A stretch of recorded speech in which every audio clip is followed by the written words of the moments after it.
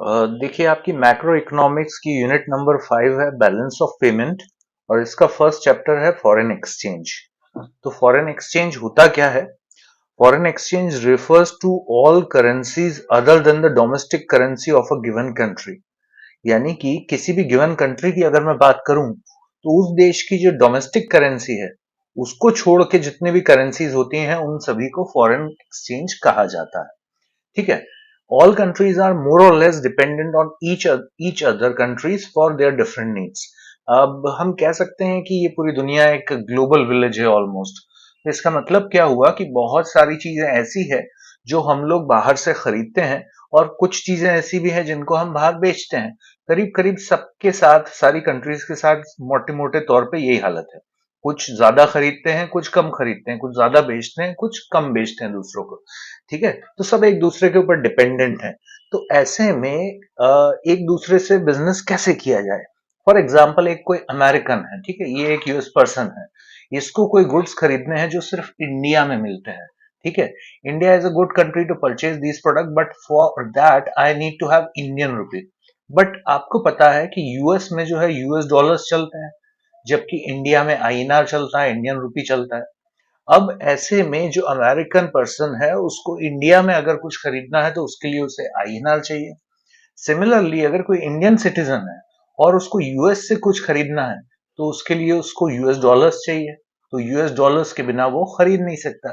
तो ऐसे में सब लोग एक दूसरे की करेंसी की जरूरत महसूस करते हैं। अभी हर एक कंट्री की करेंसीज अलग अलग है। For example mostly European countries में यूरो चलता है। USA, Canada, Singapore, Australia, New Zealand जैसी कंट्रीज में इनके अपने अपने डॉलर्स चलते हैं। जापान में येन चलता है, ब्रिटेन में पाउंड स्टर्लिंग चलता है, चाइना में युआन चलता है एंड सो ऑन। सो अलग अलग देश की अलग अलग करेंसी है। ऐसे में सवाल उठता है how exchange rate are determined. Exchange rate का मतलब होता है कि किसी एक करेंसी को खरीदने के लिए दूसरी करेंसी के कितने पैसे देने पड़ेंगे। तो ये जो एक्सचेंज रेट है इसको डिटरमाइन करना बड़ी प्रॉब्लम है। अब like for different goods we go to different markets. अलग अलग सामान खरीदने के लिए हमको अलग अलग देश जाना पड़ता है। ठीक है।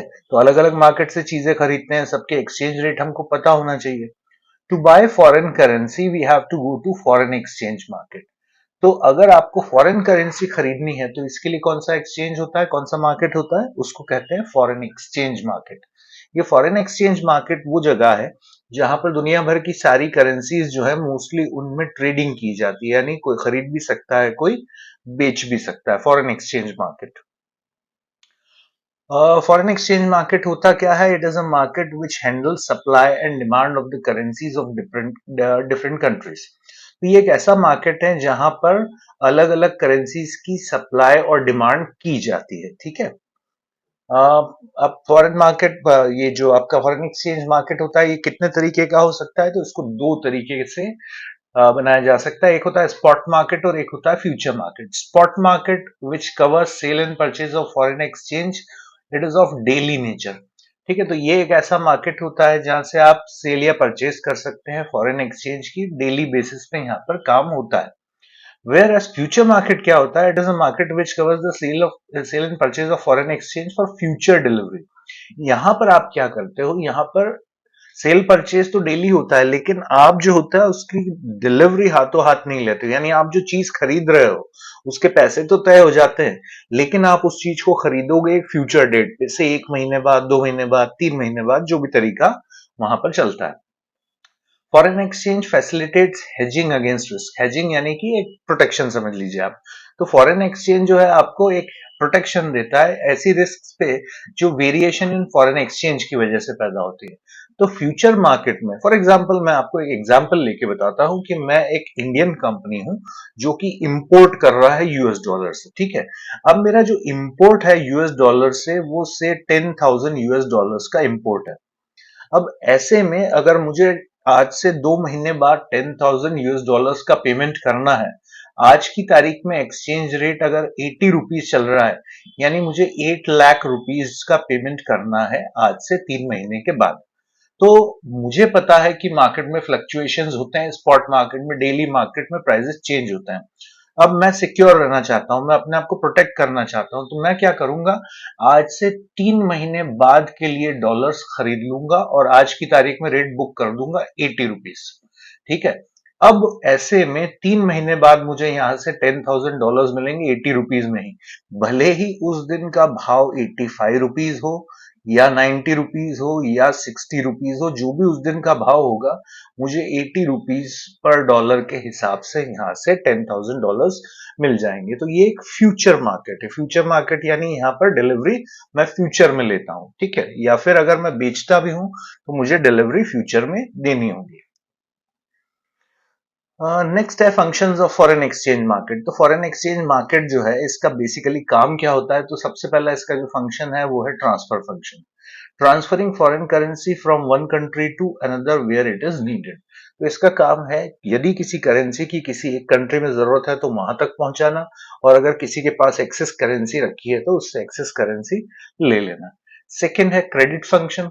It provide credits for foreign trade, यानी फॉरेन ट्रेड अगर कोई कर रहा है, कोई कंट्री है, कोई पर्सन है, कोई ऑर्गेनाइजेशन है, उसको फॉरेन ट्रेड करना है, जैसे एक्सपोर्ट करना है, इंपोर्ट करना है, तो उसके लिए यहाँ पर उसको क्रेडिट फैसिलिटी भी अवेलेबल है। नेक्स्ट है hedging function. Hedging function it provides protection against risk of foreign exchange fluctuation. Hedging function अभी अभी आपको मैंने समझाया, फ्यूचर मार्केट जो होता है, यहाँ पर कोई भी जो है उसको प्रोटेक्शन दिया जाता है फ्यूचर में जो फॉरेन एक्सचेंज में फ्लक्चुएशन होने वाले हैं उसके अगेंस्ट में। तो ये थे फंक्शंस। अब how the prices of domestic currency is determined against foreign currency. For example, मुझे कोई फॉरेन करेंसी खरीदनी है, तो मुझे कैसे पता चलेगा कि उसके बदले में मुझे अपनी कितनी डोमेस्टिक करेंसी देनी पड़ेगी। Foreign exchange refers to any currency other than the domestic currency. Next है फॉरेन एक्सचेंज रेट। तो एक करेंसी खरीदने के लिए दूसरी करेंसी के जितने पैसे देने पड़ते हैं उसी को फॉरेन एक्सचेंज रेट कहा जाता है। Rate at which one unit of currency can be exchange for the number of units of currency of the another country. तो एक यूनिट करेंसी जो है उसके बदले में दूसरी करेंसी के कितने पैसे देने पड़ेंगे। फॉर एग्जाम्पल, मैं एक यूएस डॉलर खरीदना चाहता हूँ, 1 US डॉलर, तो उसके बदले में मुझे कितने रुपीस देने पड़ेंगे, तो मुझे यहाँ पर देने पड़ेंगे 70 रुपीज, राइट। सिमिलरली अगर मुझे 1 यूरो खरीदना है तो मुझे इतने देने पड़ेंगे, 1 येन खरीदना है तो इतने देने पड़ेंगे, अगर 1 पाउंड खरीदना है तो उसके लिए इतने देने पड़ेंगे। तो ये जो चीज है इसी को फॉरेन एक्सचेंज रेट कहा जाता है, यानी कि 1 यूनिट खरीदने के लिए कितने दूसरी करेंसी में पैसे देने पड़ते हैं, foreign exchange rate. How much Indian rupees required to buy a dollar, from where I can buy dollars, how much prices are demand for pound, and what these are all determined in the foreign exchange market, right? अब foreign exchange rate system जो होता है ये कितने type का होता है, ठीक है। तो पहला एक्सचेंज रेट सिस्टम जो होता है फिक्स्ड एक्सचेंज रेट सिस्टम कहलाता है, दूसरा फ्लेक्सिबल एक्सचेंज रेट सिस्टम कहलाता है, और तीसरा मैनेज्ड फ्लोटिंग रेट सिस्टम कहलाता है। अब ये तीनों एक्सचेंज रेट सिस्टम क्या है, एक एक करके हम समझते हैं। सबसे पहला है fix exchange rate system. It refers to the rate of exchange as fixed by the government. तो ये एक ऐसा एक्सचेंज रेट सिस्टम है जिसमें कि डोमेस्टिक करेंसी का रेट कितना होगा वो उस देश की गवर्नमेंट डिसाइड करती है, ठीक है। उनने जो भी रेट फिक्स कर दिया that will be final. There is no role of the market forces, that is demand and supply. Market में उनकी करेंसी की कितनी डिमांड है या कितना सप्लाई है उससे कोई लेना देना नहीं होता। फिक्स्ड एक्सचेंज रेट सिस्टम के अंदर गवर्नमेंट डिसाइड करती है उनका करेंसी का रेट ऑफ एक्सचेंज कितना होगा। अब ये दो तरीके का हो सकता है फर्दर, ये पैक्ड और रिजिडली फिक्स्ड एक्सचेंज सिस्टम जो है दो तरीके का हो सकता है, gold standard system of exchange rate, adjustable pack system of exchange rate. अब ये दोनों जो सिस्टम है फर्दर, इसमें क्या हो सकता है, एक में जो है करेंसी का रेट जो है गोल्ड के कंपैरिजन में तय किया जाता है, और दूसरे इसमें सिस्टम के अंदर इसमें फॉरेन एक्सचेंज रेट जो है किसी दूसरी फॉरेन करेंसी के हिसाब से एडजस्ट किया जाता है। देखिए, gold standard system of exchange rate, value of each currency is determined in terms of golds. यहां पर क्या होता है कि हर एक जो भी दुनिया भर की करेंसी है उसका रेट डिटरमाइन किया जाता है गोल्ड की टर्म्स में, यानी सोने का जो भी भाव होगा। ratio between the gold value of two currencies was fixed as exchange rate between those currencies, right? जैसे फॉर एग्जांपल यदि $1 में 10 ग्राम्स ऑफ गोल्ड खरीदा जा सकता है और 1 रुपी में 2 ग्राम्स ऑफ गोल्ड खरीदा जा सकता है, then $1 will be equal to 10/2, that is 5 rupees. तो यहां पर $1 जो है वो 5 रुपए के बराबर माना जाएगा। तो इस तरीके से यहां पर एक्सचेंज रेट डिसाइड किया जाता है। एक दूसरा है एडजस्टेबल पैक सिस्टम। अब आप यहाँ पे देख पा रहे होंगे ये यूएस डॉलर जो है इसके हिसाब से बाकी सारी करेंसीज एडजस्ट कर रही है। Under this method member countries are allowed to change their exchange rate with US dollars. अब यहाँ पर जो है एक्सचेंज रेट डिसाइड किसके हिसाब से हो रहा है? यूएस डॉलर के रेट के हिसाब से, ना कि गोल्ड के हिसाब से। US monetary authorities guaranteed the convertibility of the dollar into gold at a fixed price of $35 per ounce of gold। तो यूएस मॉनेटरी अथॉरिटीज ने क्या कहा था कि यदि आप हमको 1 आउंस ऑफ गोल्ड चाहिए तो $35 उसके बदले में मिलेंगे। बट ये सिस्टम ज्यादा चल नहीं पाया और फाइनली 1973 में ये सिस्टम कोलैप्स हो गया। Flexible exchange rate system. तो एक्सचेंज रेट सिस्टम का जो दूसरा टाइप है इसको कहते हैं flexible exchange rate system. This is also called free rate of exchange, as it is freely determined by the forces of supply and demand in the international market। तो जैसा नाम से ही पता चल रहा है फ्लेक्सिबल एक्सचेंज रेट सिस्टम एक ऐसा एक्सचेंज रेट सिस्टम होता है जहां पे गवर्नमेंट का कोई भी डायरेक्ट इंटरवेंशन या इंटरफेरेंस नहीं होता है उस देश की करेंसी का रेट डिसाइड करने में, बल्कि वो जो है मार्केट में उस करेंसी की कितनी डिमांड है या सप्लाई है उसके हिसाब से डिटरमाइन किया जाता है। ये था flexible exchange rate system. Fixed और फ्लेक्सिबल के बीच में डिफरेंस क्या है? यहां पर रेट कौन डिसाइड कर रहा है? फिक्स्ड के अंदर सेंट्रल गवर्नमेंट। फ्लेक्सिबल में कौन डिटरमाइन कर रहा है? डिमांड एंड सप्लाई के फोर्सेस। स्टेबिलिटी की अगर बात करूं तो फिक्स्ड एक्सचेंज रेट में स्टेबिलिटी होती है क्योंकि गवर्नमेंट रेट्स को फ्लक्चुएट नहीं होने देती है। वेयरएज फ्लेक्सिबल में क्या होता है? It create situation of instability and uncertainty. यहाँ पर अनसर्टेनिटी रहती है, इंस्टेबिलिटी रहती है एक्सचेंज रेट में। उसका कारण क्या है? कभी भी किसी चीज की डिमांड बढ़ सकती है या फिर डिमांड कम हो सकती है, सप्लाई बढ़ सकती है, सप्लाई कम हो सकती है। तो ऐसे में रेट चेंज होने के चांसेस बहुत ज्यादा होता है। अगर मैं बात करूं फिक्स एक्सचेंज रेट सिस्टम के अंदर रिजर्व्स की, तो government has to maintain huge reserves. इनके पास जो है ह्यूज रिजर्व्स होने चाहिए फॉरेन एक्सचेंज के, ताकि वो इसको मेंटेन कर सके। Whereas flexible exchange rate में क्या होता है? Government is free from maintaining huge resources. यहाँ गवर्नमेंट को कुछ भी अपने पास मेंटेन करने की जरूरत नहीं होती। स्पेकुलेशन की अगर बात करें तो फिक्स्ड एक्सचेंज रेट सिस्टम में कोई स्पेकुलेशन नहीं होता क्योंकि प्राइसेस में कोई फ्लक्चुएशन होता ही नहीं है, गवर्नमेंट चेंज ही नहीं करती है।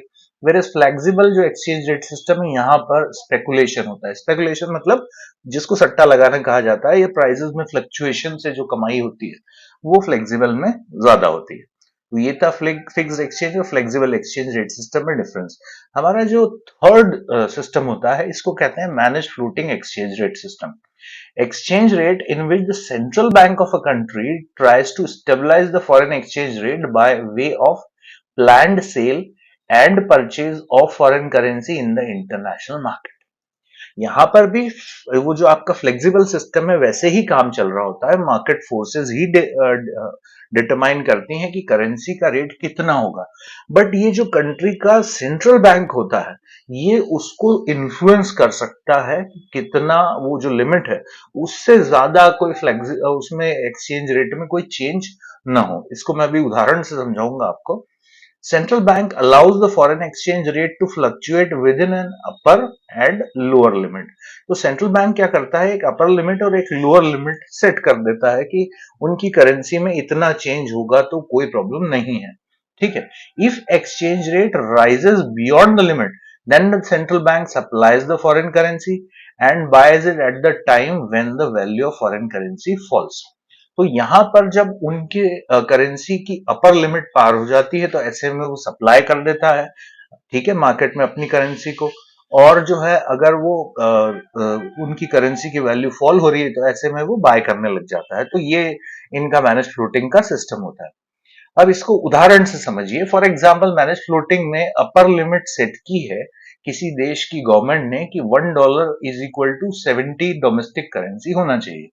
इनने लोअर लिमिट सेट करी है कि $1 should not be less than 60। तो इसमें अगर कोई भी चेंज होगा, ठीक है, यानी कि अगर 70 से ऊपर भाव जाएगा तो सेंट्रल गवर्नमेंट जो है, सेंट्रल बैंक जो है वो इंटरवीन करेगी। Similarly $1 is equal to less than 60 domestic currency होगा तो इंटरवेंशन करेंगे। तो अगर ये इस लिमिट में है विद इन 70 एंड 60, तो सेंट्रल गवर्नमेंट जो है, सेंट्रल बैंक जो है, कोई भी इंटरवेंशन नहीं करती। लेकिन अगर अपर लिमिट क्रॉस हो गई, यानी $1 is equal to 70 domestic currency होगी, तो ऐसे में सेंट्रल बैंक क्या करेगा? It will supply the foreign currency to bring the exchange rate down. तो ऐसे में वो मार्केट में फॉरेन करेंसी लेकर आएगा, जिससे कि उसकी सप्लाई बढ़ जाएगी। अगर सप्लाई बढ़ जाएगी तो रेट अपने आप कम हो जाएगा।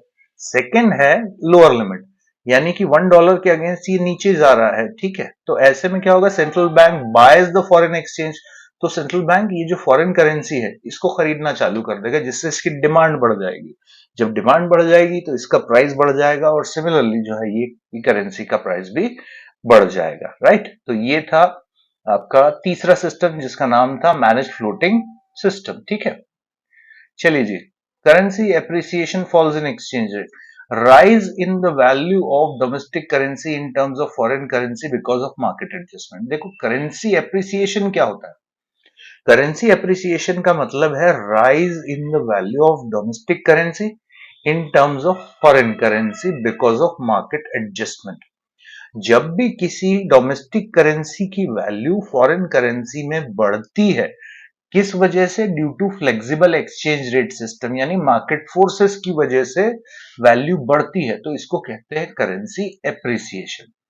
दूसरा होता है currency revaluation, rise in the value of domestic currency in terms of foreign currency because of government order fixed exchange rate.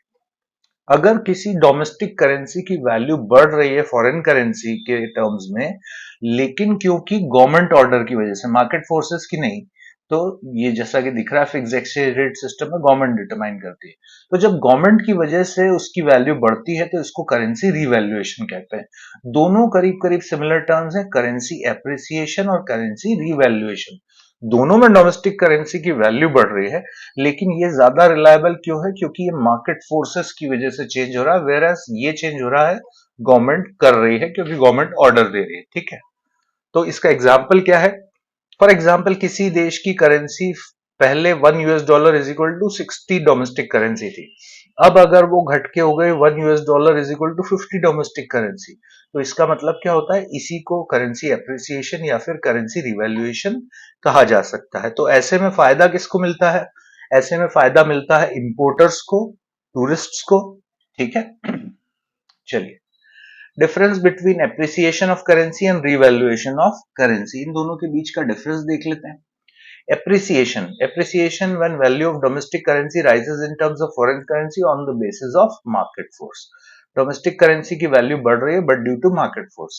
Revaluation क्या होता है? Value of domestic currency is raised in terms of foreign currency by the central monetary authority. जो भी central government है उस देश की, उसकी वजह से अगर करेंसी की वैल्यू बढ़ रही है, that is revaluation. Appreciation of money कहाँ होता है? Under flexible exchange rate system, whereas revaluation कहाँ होता है? फिक्स्ड एक्सचेंज रेट सिस्टम में। Appreciation of currency takes place automatically with the increase in demand of a currency. जब भी currency की डिमांड बढ़ती है तो अपने आप वो एप्रिसिएट हो जाती है। वेयर एज रिवैल्यूएशन कब होता है? Done by the central bank of the country to correct balance of payment situation in the country. अभी किसी भी देश की गवर्नमेंट जो है, जब उसकी करेंसी की वैल्यू बढ़ाती है अपने बैलेंस ऑफ पेमेंट को करेक्ट करने के लिए, तो उसको रिवैल्यूएशन कहा जाता है। तो ये था आपका डिफरेंस एप्रिसिएशन और रिवैल्यूएशन में। अब इसका ठीक अपोजिट होता है करेंसी डेप्रिसिएशन या फिर करेंसी डिवैल्यूएशन। जैसा कि नाम से क्लियर है, currency depreciation is the fall in the value of domestic currency in terms of foreign currency because of market adjustments. क्योंकि डिमांड और सप्लाई फोर्सेस की वजह से जब करेंसी की वैल्यू कम होती है तो उसको करेंसी डेप्रिसिएशन कह देते हैं। करेंसी डिवैल्यूएशन क्या होता है? Fall in value of domestic currency in terms of foreign currency because of government order. जब डोमेस्टिक करेंसी की वैल्यू कम होती है गवर्नमेंट ऑर्डर की वजह से, ठीक है।